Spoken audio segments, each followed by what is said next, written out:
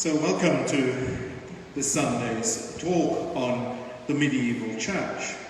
And I would like to continue our narrative and look at the period known as the High Middle Ages, Central Middle Ages or the High Middle Ages.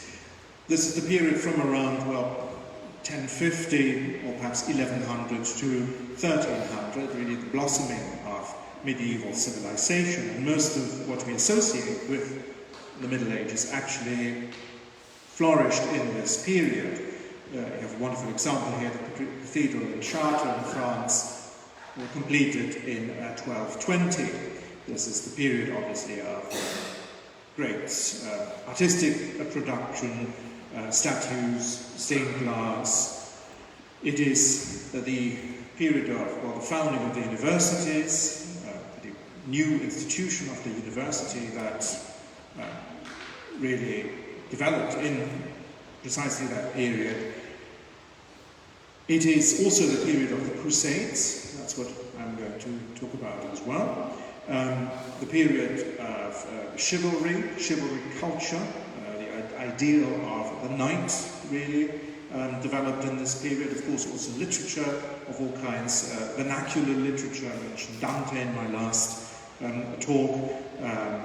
Court poetry, love poetry, flourishing of really of culture in a general way.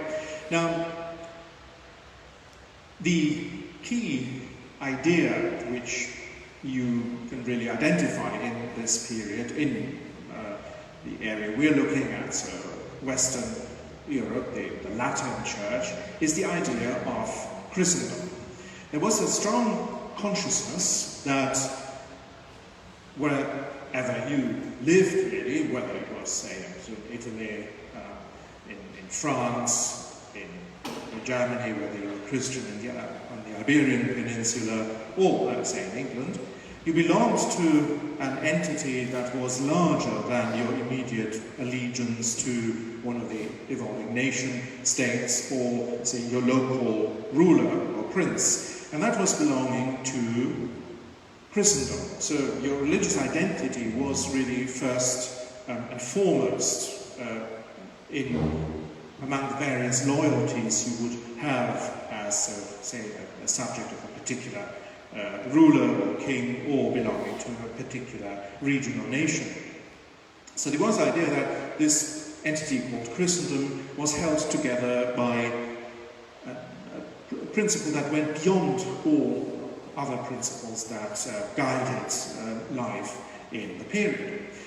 And this strong idea of the unity of Christendom was certainly inspired by the religious revival that followed the investiture controversy. The papacy took the lead again, the spiritual, but also the political lead in Western Europe, and the Pope was the clear head of Western Christianity, of Christendom. And once he sort of came out triumphant, at least in the realm of ideas, out of the investiture controversy, that really galvanized religious thought, religious life at the time. You can compare really the strength of the idea of Christendom with contemporary Islam.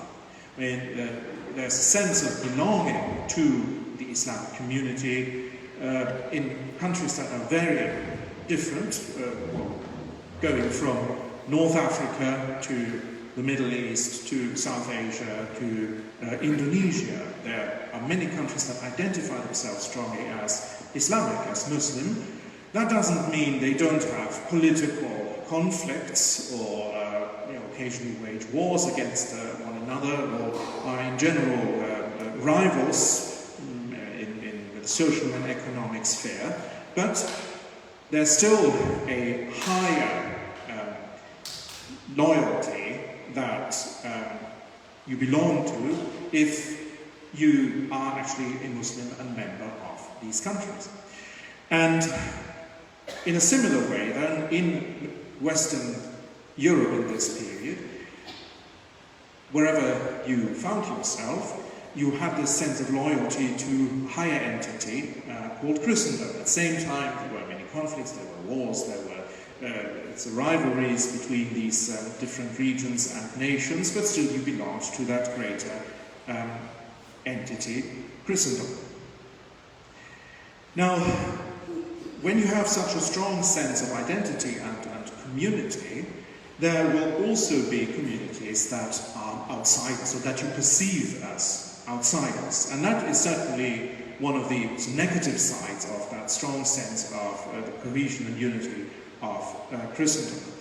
One clear outside community was the Muslim community at the time. At the time, of course, there was still a strong presence of Islam in Spain. The Reconquista managed to sort of push back gradually, so the reconquest of Spain after the Islamic conquest. Reconquista was a reconquest, reacting to an earlier conquest that started really in the 8th century. And at a certain point, of course, Muslim rulers held most of the Iberian Peninsula, and gradually sort of Christian rulers, Christian kingdoms sort of pushed back, and until Spain became a Christian country, sort of again later in the medieval period, quite a bit later. But at the time, so the Reconquista was still happening. Certainly, Islam was perceived as an outside community, obviously not belonging to Christendom. And this is, of course, the time of the Crusades. Now, the Crusades do not enjoy a very good press in modern, enlightened, secular culture. They are often presented as one of those chapters in the history of the Catholic Church that show all that, well, it's wrong with it. And it is quite easy today to discredit the Catholic Church by pointing to the Crusades. Now, that's why we need to have really a close look of what the Crusades were, what the idea of the Crusades were, what the background was, how the Crusades came about. So first, a few images showing you examples of the artistic achievement of the time, the great statues of Chartres Cathedral, stained glass. But let's move on to the Crusades. Now,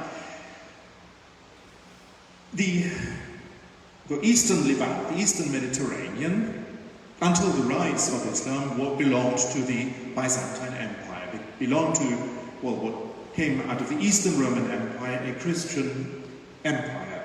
With the rise of Muslim Arabs and their staggering sort of political and military expansion, which all happened within a few decades, most of this territory was actually lost to the Byzantine Empire and came under Muslim domination. Things didn't change overnight, of course, and people didn't change their religion overnight, so for some time you had a Muslim elite ruling over a Christian people. But things changed over time, not so much because of open persecution, but Christians were second-class citizens.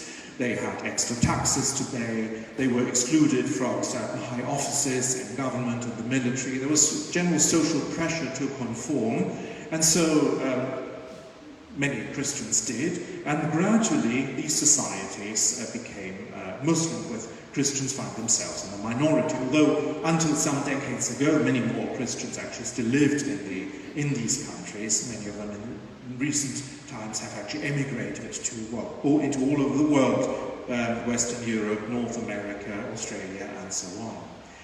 Now, pilgrimage to the holy sites was always important and continued even after the Muslim conquest of these territories. Pilgrims continued to travel to the holy sites, to Jerusalem and the other venerated shrines of Christianity.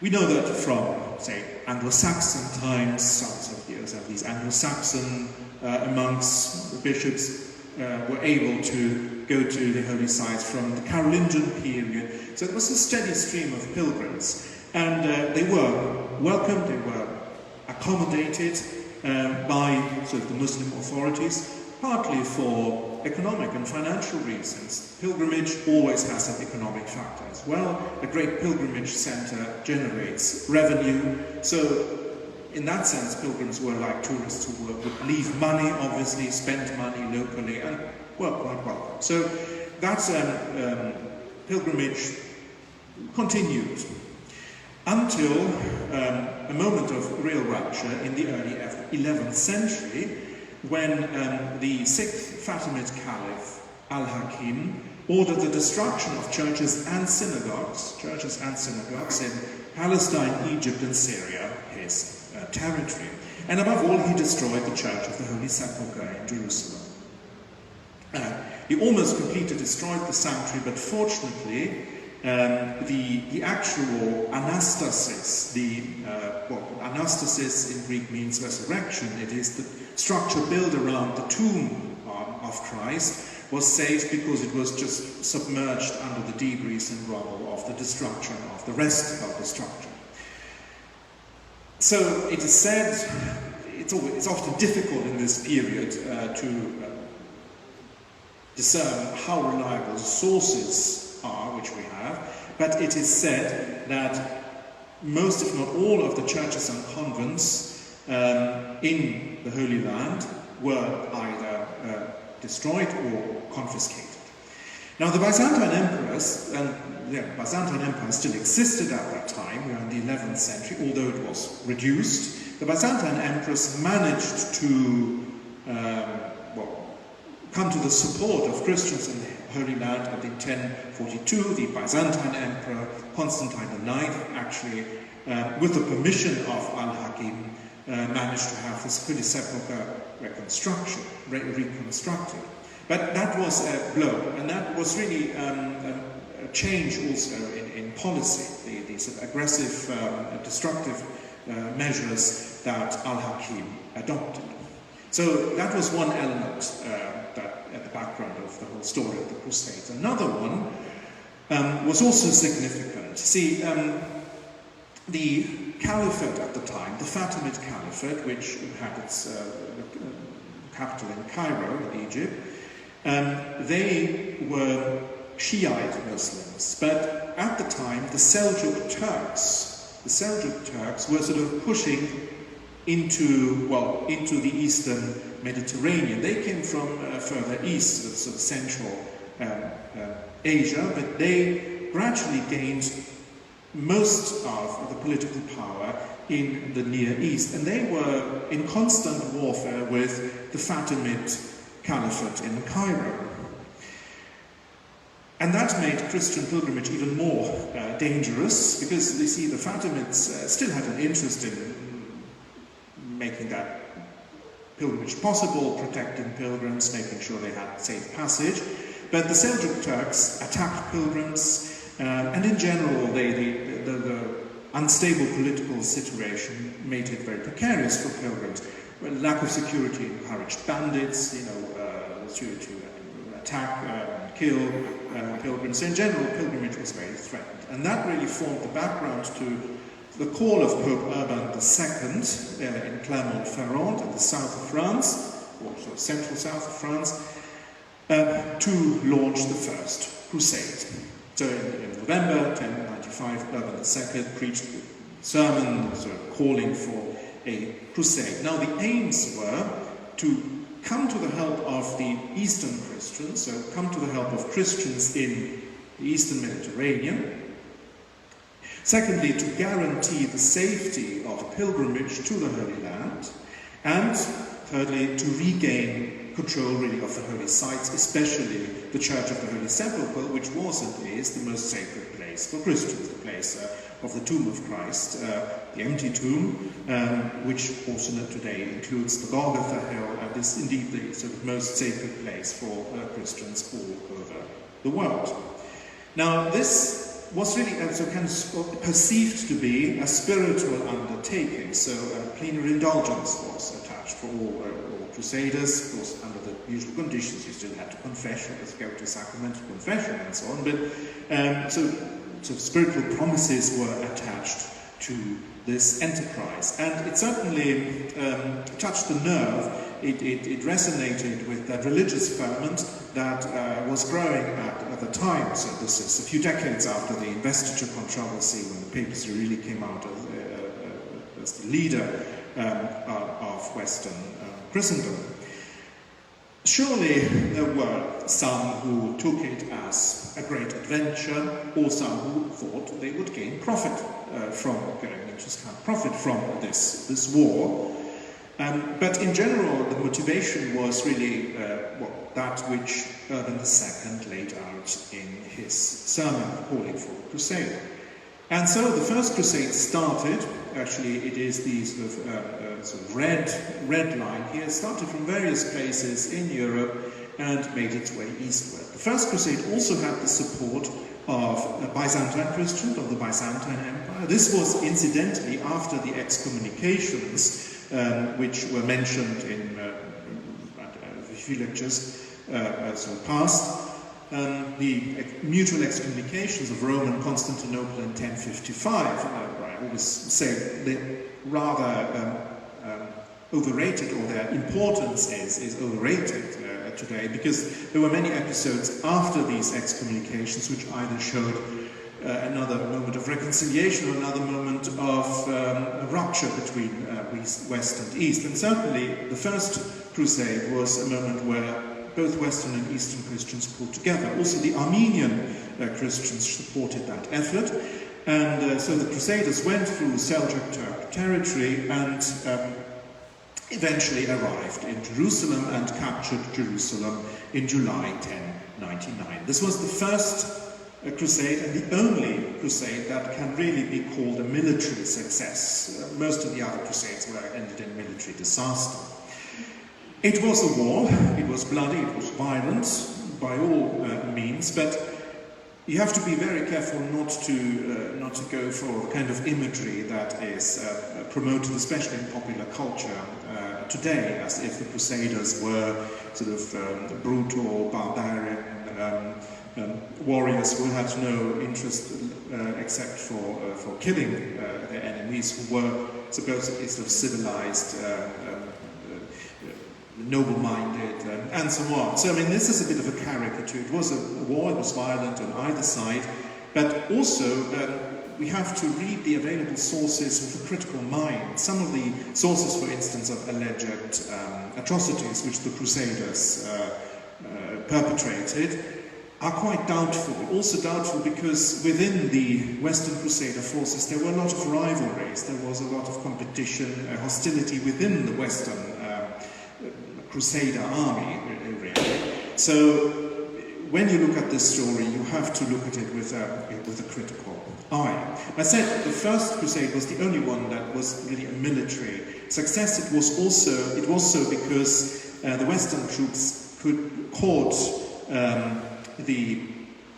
especially the Fatimid caliphs and the Muslim rulers in a moment of weakness, and they were divided among themselves. So that was one reason why, well, the Westerns actually could win at that moment. Now, the Crusaders built these massive castles, these massive fortresses in the Holy Land and in modern Syria to protect the kingdoms which they established in that territory.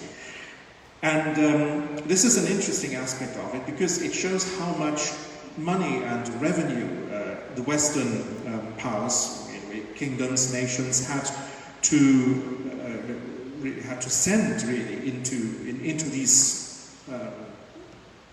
Crusader states. It was quite a drain on their finances. So were the Crusades a colonial enterprise? Well, if by colonial you understand really a sort of military force or military conflicts that with the aim of gaining territories, conquering territories for economic gain, then it was not, because the Western powers had nothing to gain economically from establishing these Crusader states. On the contrary, a constant drain on their finances.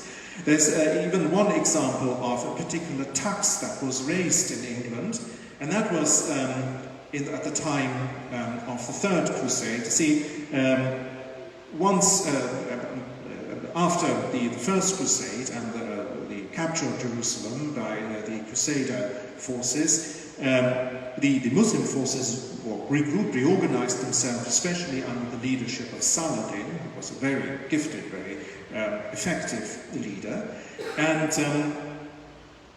they dealt a terrible blow to the Crusader states, especially when they retook Jerusalem in 1187. So actually the Crusaders had Jerusalem for less than a century, which is not a very long time.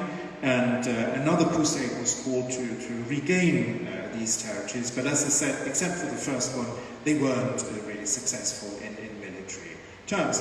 But the shock that Jerusalem had fallen again, the Christian forces had to give it up, in 1187 was great, and so quite a lot of effort was made in Western European countries to raise a new army, raise new troops to reconquer Jerusalem. And in order to finance that, King Henry III of England, who himself went on the crusade, introduced a tax which became known as the Saladin tax in 1188, because it was meant to raise money to defeat Saladin.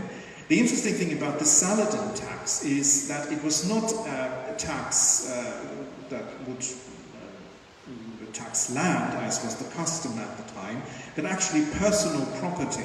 Actually, personal property was taxed. So it is actually really, in some ways, a precursor of modern income tax in the 12th century England. And also clerics had to pay. Usually clerics were exempt from these kind of taxes. But so early form of income tax coming out of the Crusades. You see, it was certainly not an economically or financially profitable enterprise, and it was a great sacrifice for those who went on the Crusades. They would obviously stay away for years if they came out alive, and leave their families behind. Now, I said the idea of the Crusades was to help the Christians on the East to guarantee the safety of Western pilgrims to the Holy Land, and also take control of the holy sites, especially the Holy Sepulchre. That was the idea, but certainly the Crusades descended into really wars that were led for either political, social or economic gain. And the low point was reached in the Fourth Crusade. The Fourth Crusade set out in 1202. The goal was Egypt, but in 1204 the Crusader forces captured and sacked Constantinople. There were some disagreements with the Byzantine Empire. Constantinople, or the Byzantine Empire, did not supply the actual financial support they had promised for the crusade, but also the Venetians, who were a powerful force at the time, because Italy was not a unified country. You had various powers sort of reigning in parts of the Italian peninsula. The Venetians were very powerful, they were very skilled merchants, and they were also very greedy, and so they, and also the French, led the effort to sack Constantinople in 1204. Now that certainly was a very profound rupture between Western and Eastern Christianity.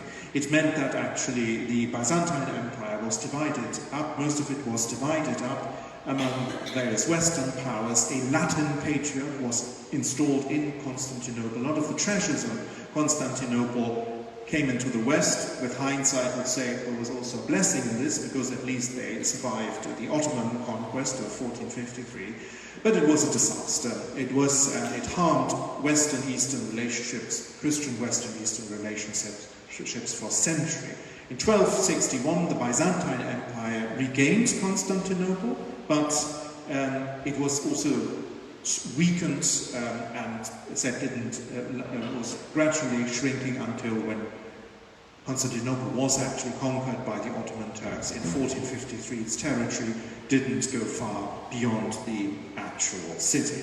Later there were efforts to launch other crusades, but the idea of the crusades had vanished by that time, had been quite also discredited, of course, with the Fourth Crusade, and didn't have the same appeal as it had in 1099. Now, I said the Crusades are associated today with what I think is perceived to be wrong about the Catholic Church. I wanted to give some sort of historical context for them. The ideas of the Crusades, of course, have to be distinguished from what they turned into, especially in 1204, which was a real perversion of the original intention. But I suppose in a nutshell, you could say that the Crusades were not unprovoked. They didn't come sort of out of sort of a sheer aggression on the Western side. There was a story, there was a background to them. Also, they are not really an act of colonialism, because it wasn't the same as Western powers going into the world and controlling countries where they would exploit, the treasures that are found there for their own economic gain. And also, it's a caricature to say that the Crusaders were all barbarian who victimized their cultivated and sophisticated enemies. Atrocities were committed, but on both sides. The whole idea of the Crusades as this sort of crime of the Catholic Church really was pushed very much in the Enlightenment, but even more so in the 19th century, when the Crusades were sort of used really to discredit the claims of Christianity in general, as they are still today. Now, when we look at the Near East, the very eminent English historian of the Crusades, Jonathan Ryder Smith, once observed, and I quote him, "One often reads that Muslims have inherited from their medieval ancestors bitter memories of the violence of the Crusaders. Nothing could be further from the truth," writes Ryder Smith. "Before the end of the 19th century, Muslims had not shown much interest in the Crusades, looking back on them with indifference and complacency." So there was no continuous conscience of this bitter memory of the violence of the Crusaders in the Middle East. If anything, I mean, Muslims might look back at it as military victory, because in the end they pushed back the Crusaders very definitively. It was really has a lot to do with the tortured history of the Near East in more recent decades, of course, after the collapse of the Ottoman Empire, the Near East conflict, and so on, that the Crusades are used like an emblem or a catchword that is then applied to the various political and social controversies and confrontations which you still have today, obviously, in that region of the world. But there was no sort of continuous memory or awareness of that. It's very much a product of more recent political and also religious conflicts. So much for the Crusades. Another community that was very much sort of outside Christendom were the Jews. Now, Jews had a unique position in medieval society, but contrary to widespread misconception, they were not generally persecuted in the earlier Middle Ages.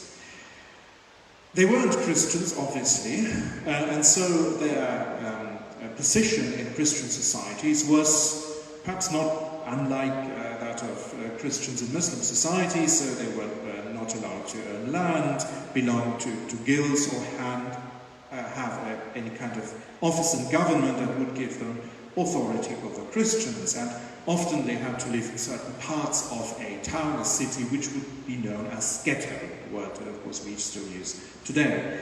But in general they had a protected status. They were outsiders clearly, but they were certainly protected from force.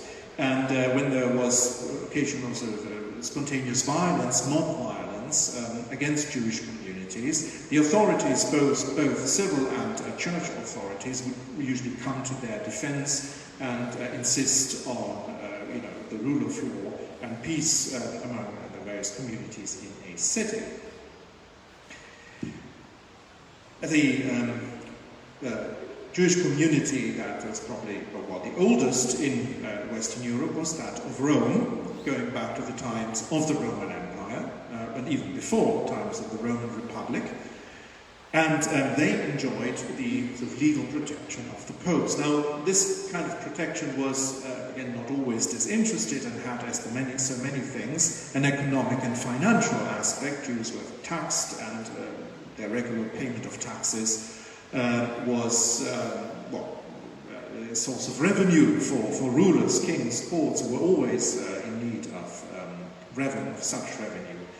Now, the Crusades actually made the situation worse for the Jewish communities because it led to outbreaks of mob violence against Jewish communities, especially along the River Rhine. So in Germany, some of these towns along the River Rhine, with the Crusades, had sort of mob persecutions of Jews in the cities. But again, if you look at the individual examples, usually the sort of town authorities or church authorities try to stop that, try to establish or re-establish and insist on the rule of law. But with that sort of strong identity of Christendom, also the position of the Jews became more precarious. And so there were European countries that expelled, of course, England in 1290, France in 1306, property being confiscated for the royal treasury. Again, it's interesting to note here that the Papal States, Jews throughout the centuries enjoyed legal protection, which they didn't enjoy, say, in countries like France and England. And that's, of course, when Jews then moved further eastward. Then it's sort of Germany, but also Poland, was now Ukraine, and where then the Shoah, the Nazi genocide, more or less extinguished these communities. And that's where the Jews who were expelled from Western Europe settled. So obviously it is a difficult legacy, a different history, and there was certainly a strong element of anti-Judaism. On the other hand, relations were not always good from either side. I mean, there were tensions, there were hostilities from either side. But in the early Middle Ages, that was still sort of more in a balance, but it was towards the later Middle Ages that relations deteriorated. Also, once we enter the period of crisis and disintegration, that's known as the later Middle Ages, with periods of famine, disease, the Black Death, there were scapegoat mechanisms that were triggered. So you were looking for someone who had to be responsible for these calamities, these disasters that befell a community, and that was often the Jews, for no rational reason, on a rational basis. But such sort of mechanisms, which you can observe in many societies, also happened in the later Middle Ages. So, another sticky subject, heresy and Inquisition then.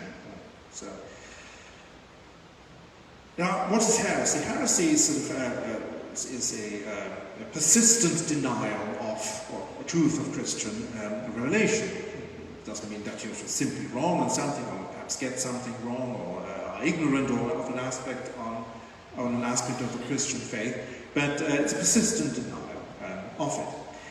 Now, in the Middle Ages, in that very sort of tightly knit community, sort of religious community, Christendom, heresy was really considered like a spiritual disease, like a virus, really. And of course, we have had 2 years in which we ourselves had to undergo significant sort of restrictions of our lives, which we could perhaps not really have imagined to happen in that way, because of a virus that has been perceived to be very dangerous for people's health. Now, today at least most people in secular societies do not consider sort of eternal salvation as an immediately relevant concept. So health in some ways has taken that place which eternal salvation had in a medieval society. But certainly in these medieval societies, that was the greatest, so clearly perceived as the greatest good and the highest goal to be achieved. And see, heresy was understood as a virus that would really threaten precisely that good. Now, canon law has sort of proceedings against heresy, which is sort of even today considered a canonical crime. But canon law is often very slow, and it takes a lot of time to get anything done. Then you can have appeal to that decision, and it goes on and on. So canon law was really considered as inadequate for the difficulty which the Cathars and Albigensians, they were known in the south of France as Albigensians, raised for medieval society. I already mentioned the Albigensians, Cathars, as a dualists, really, which radical rejection of the Christian understanding, really, of God and the world, and setting up a kind of anti-church, really, with institutions, offices, rites that in some way mirrored Catholic rites, but were filled with a very, very different content. Now, these Cathars spread through, especially in the south of France and in northern Italy, and often threatened precisely the cohesion of these local communities, and were also considered a sort of religious problem, obviously. And that was the time when a sort of special court that was actually based on procedures of Roman law was introduced. You could see it as a kind of martial law. You could understand it as martial law being introduced because the normal procedures of canon law were considered insufficient, inadequate to deal with the emergency that had arisen. And that was the Inquisition. So the Inquisition is actually sort of a court.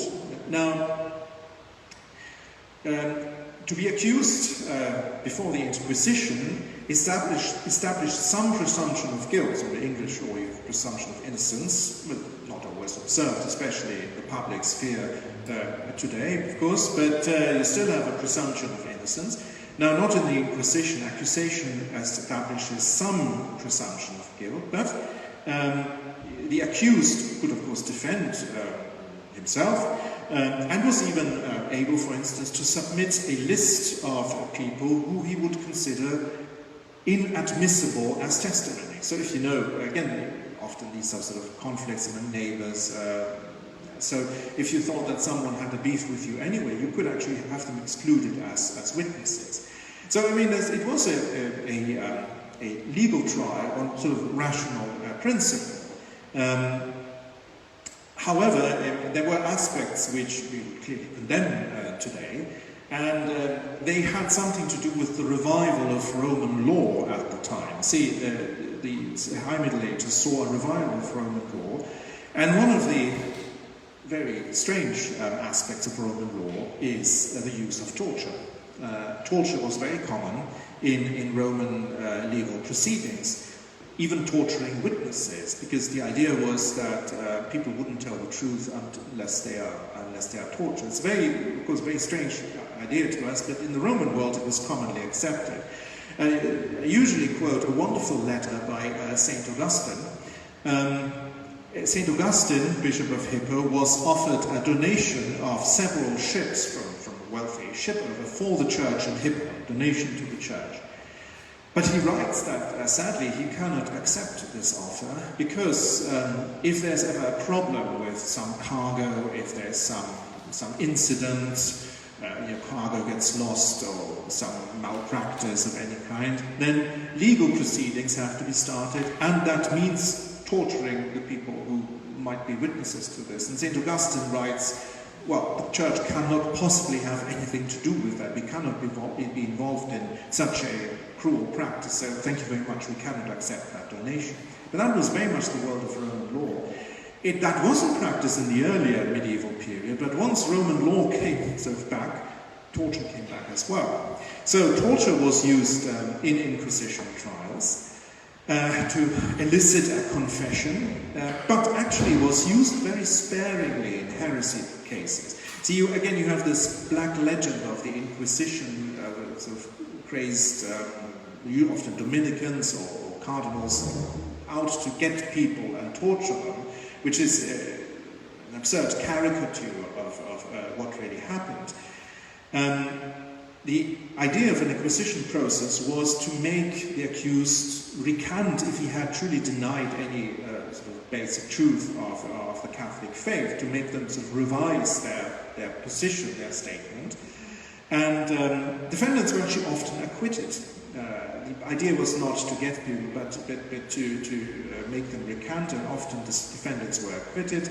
You could appeal to decisions of the Inquisition, you could appeal to the Pope, and often also an overzealous inquisitor would be removed by the Apostolic See, sort of by Rome. It was found that he was perhaps rather a bit too zealous to get convictions. And actually torture was used quite rarely in Inquisition cases. It was used much more widely in civil legal proceedings. And also punishments that the Inquisition inflicted were in general much more lenient, were much easier than the punishments which a civil court would actually get you for a particular crime. So it could also happen that people tried to be, well, wanted to be tried before an Inquisition court, because they could be certain that sentences against certain crimes were actually, especially of the moral kind, were much more lenient than in secular courts. Because, again, the idea is that you would want to lead someone to repentance, or to, say, a heretic, to change, to recant. So, of course, from a modern perspective, it is questionable itself that you would try someone for their opinions, for their beliefs. Although, again, in the world today, in the world of Twitter, I mean, you have kind of secular Inquisition trials as well. I mean, we have this also in universities where people actually are forced to leave their positions because they endorse certain views that until recently were considered common sense. But so I mean, you see that there are mechanisms here, and that are not so different from the medieval Inquisition. Now, also, the Inquisition was a local affair. Again, one of the mistakes we often make from our modern perspective is to see the Church as a very centralized, efficient and organization, which it isn't in many ways. So it was certainly not in the Middle Ages. Lack of government structures, lack of communication channels. So the Inquisition was a local thing, and said it really emerged as part of the Albigensian Crusade, again, Crusader rhetoric against the Albigensians.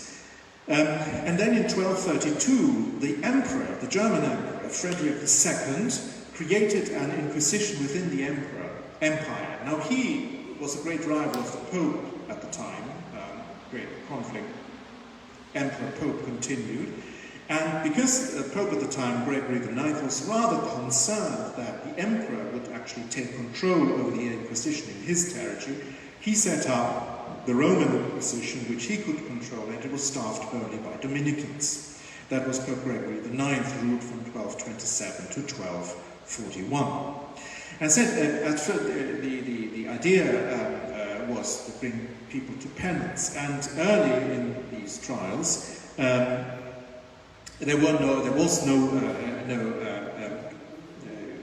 capital punishment was very rarely applied. In fact, for centuries and centuries, it was never applied in any church cases before any church court. The Code of Civil Law, the Code of Civil Law, which goes back to the Eastern Roman Emperor Justinian, Byzantine Emperor,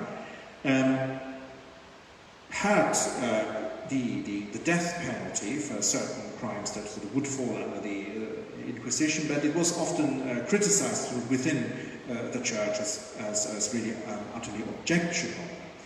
And so there were executions in the in Inquisition trials. The condemned would be handed over to the secular arm, as it was said. But again, this was quite rare, and the numbers that are often thrown about here are really absurd. There's quite a good BBC documentary about the Spanish Inquisition. This is a bit later than our period, so the early modern period, 16th century, which debunks a lot of the myths around the Inquisition. It's available on YouTube, in rather poor quality, unfortunately. It begins with the well-known Monty Python sketch, Who Expects the Spanish Inquisition? So some of you will know, I'm sure. And then gives a very good documentary on all these myths, which again have a particular political background. The Spanish Inquisition got its bad reputation in the 19th century, when that black legend about Spain and Spanish culture was really pushed, especially in the sort of Anglo-Saxon world, but also the Protestant world in Germany, to discredit Spain, to discredit the Catholic Church in general. So again, say the numbers that are often thrown about have nothing to do with the reality. The Inquisition was not a monolithic institution. The Spanish Inquisition was actually under the king. So it's quite a more complex phenomenon than often perceived. And it was, I suppose, in the history of legal proceedings an advance, really, over some of the trials that would happen in the earlier medieval periods of trial by ordeal, so trying to elicit some sense of divine judgment to establish whether an accused person was innocent or not. So there's a certain sort of a rational foundation for Inquisition trials, whatever we may have to object to them. Of course, these proceedings are open to abuse, which always happens, but they're all structures to control that, appeals, certain checks and controls.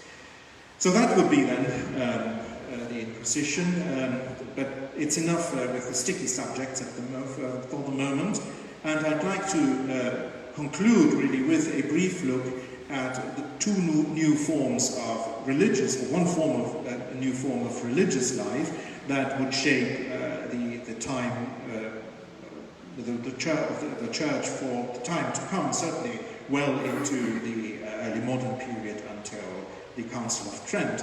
And this new form of religious life were the Friars. Above all, St. Francis of Assisi. Now, St. Francis was born around 1181, died in 1226. I think his life story is quite well known. He came from a prosperous family of cloth merchants in central Italy, in Assisi, and he really embraced that ideal of the apostolic life. Mentioned in an earlier talk, the idea of the Vita Apostolica, a life dedicated to poverty and preaching after the model of the earliest Christian community in Jerusalem, which is described in the Acts of the Apostles. Now, St. Francis really radically embraced poverty. That was, in the first place, what he wanted to live. Preaching actually came later.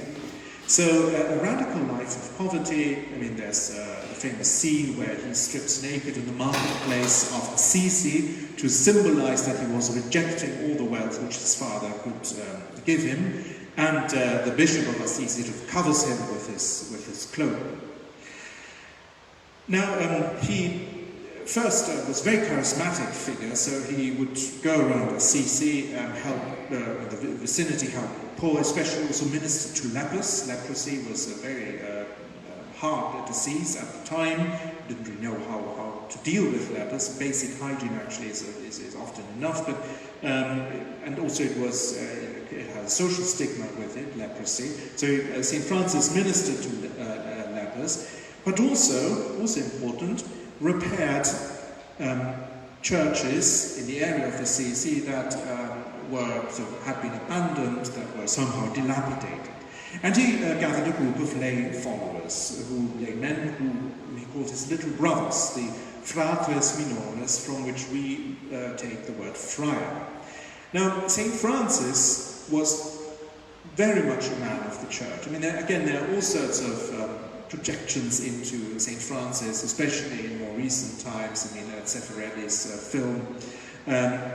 But I usually tell my students, St. Francis was an Orthodox medieval Italian Catholic. An Orthodox medieval Italian Catholic who had a great love for the church. This was at the time when also the Vita Apostolica idea could take forms that then were really at odds with the hierarchy of the church, the Waldensians in Lyon, the area, of course the Cathars who went much further. Now, St. Francis sought the approval of the Pope and went to Rome with his band of earlier followers to have an audience with Pope Innocent III.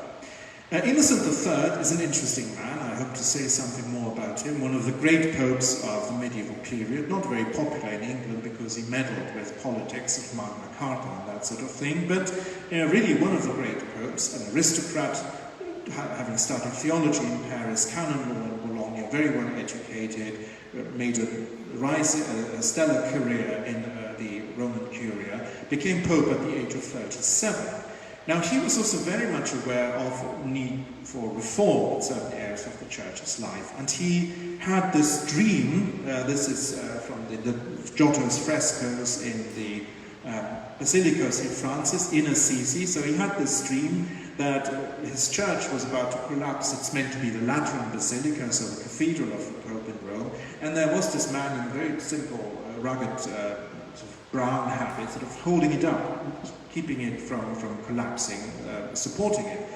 And that was, of course, a St. Francis. And so Innocent received that band of friars and gave them his blessing, and also approved their rule, their radical poverty, which they meant to live. And he really also charged them with preaching. He had really an interest that these poor friars could also take on the ministry of preaching, because they would do it very authentically, authenticating it with their lives. So this, again, a moment captured by Giotto in this wonderful fresco. And St. Francis had a very strong devotion to the Church, to the Pope, to the Blessed Sacrament. He had a great appreciation and reverence for the priesthood, who was almost a bit too exaggerated if you read his own writings. And so that's why I say he was very much an Orthodox Italian Catholic of his time, though of course a very charismatic and very inspiring figure.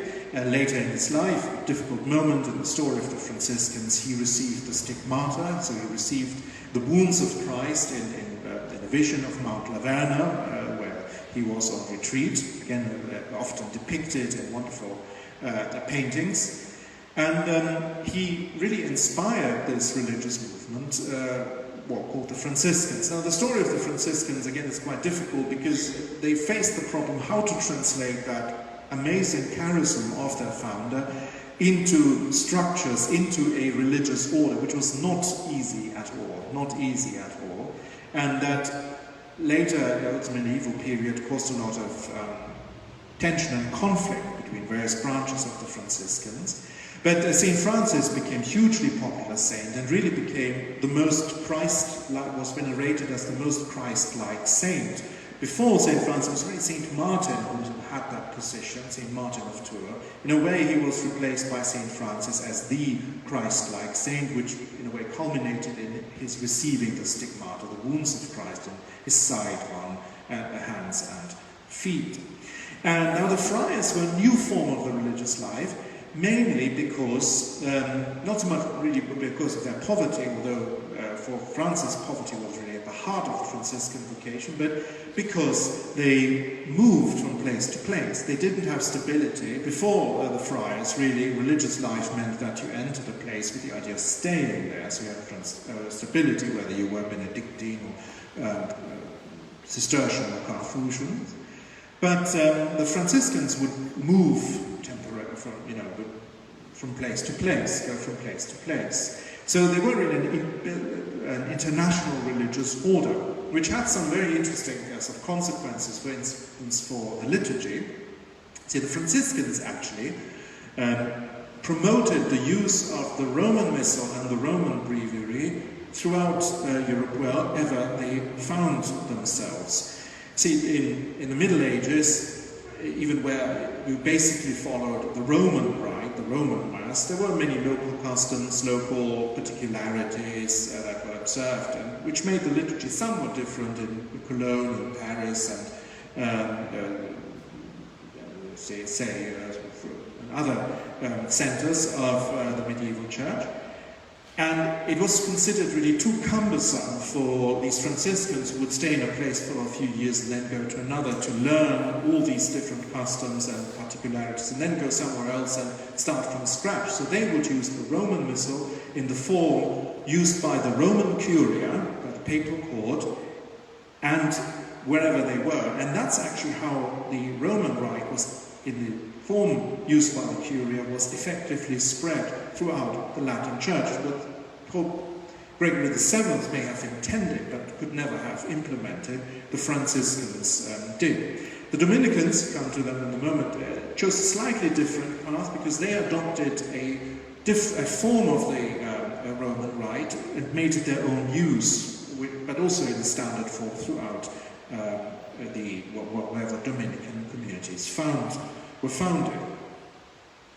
Now, St. Francis actually took part in a crusade. St. Francis took part in the Fifth Crusade in 1219. So he went to Egypt, and famous episode where he actually entered into the Sultan's camp and wanted to preach really wanted to preach Christ to him. And spoke of Christ to the Sultan, spoke so in a very respectful way, not criticizing or attacking Islam in any way, but really preached Christ to him. And the Sultan was very personally impressed that he actually treated him very courteously and sent him back, while some of his advisors would probably have wanted to kill Francis on the spot. But this was really something quite extraordinary, and shows this extraordinary charism which St. Francis had. Now, one strong element in St. Francis' spirituality is his love for creation, his love for the beauty of creation, beauty of nature, his relation to animals, and so on. And that was very important because it was really a kind of anti-Cathar manifesto. The Cathars were dualists. They thought material creation was the product of an evil principle, matter was evil. And so St. Francis' affirmation of the goodness and beauty of creation is very much directed against the Cathars. And then hence the great canticle of Brother Sun is meant to address the Cathar challenge. And so his praise of the sun, the moon, the stars, God's good creation, is very much directed against that strand of sort of denial of the goodness of creation and the sort of dualism that the Cathars promoted. I said the story of the Franciscans is a bit, tortured because it was very difficult to translate this wonderful charism and vision into structures as they needed to once they expanded and became a worldwide religious orders. We can't really follow that. And so there were, again, at times, renewal movements within the Franciscans, including then in the 16th century, the Capuchins. Now, I would like to say something and conclude with St. Dominic and the Dominicans.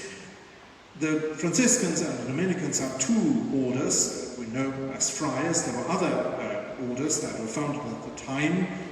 The Carmelites, because in some ways they traced themselves back to the prophet Elijah, but as an order they were really sort of formed, established in that period. Now Dominic is a rough contemporary of Francis. Dominic de Guzman from Spain. He lived from around 1170 to 1221. He took a somewhat different path. He was already a canon, so in the ecclesiastical hierarchy, and he was particularly concerned by the spread of heresy, of Catharism. And his first emphasis was really preaching. So St. Francis came to the apostolic life ideal from the angle of poverty, Dominic from the angle of preaching. But he saw that a convincing preacher needed to authenticate his words with, well, his life. And so he adopted poverty really as a lifestyle that would be able to persuade these Cathars of his preaching. So he founded an order, the Orders of Friars Preachers, the Order of Friars Preachers, especially to preach, also to combat the Cathars. And in a way, poverty was more sort of the means towards that end, whereas for Francis, poverty was the end itself, and preaching was adopted later. Dominic also, of course, realized that the formation of preachers is important, the training, hence the great theological emphasis of the Dominicans. They soon dominated the schools, universities in Paris and elsewhere. The Franciscans also came on board, but later, also only really with a generation after Francis, with St. Bonaventure. Now, the Franciscans had their rule approved by Innocent III. The Dominicans basically adopted the rule of St. Augustine, which was quite popular at the time, and elaborated their own constitutions. But they were also examples of these friars, so this new form of religious life, a more dynamic form of religious life that met the need of the time. I think it's probably good to conclude at this point. It will probably be the last talk in 2 weeks' time. I will say something about the universities, Pope Innocent III again, and the Fourth Lateran Council, and perhaps look at the period when the medieval world somehow disintegrates and is marked by many crises, both religious, political, and social. So thank you very much.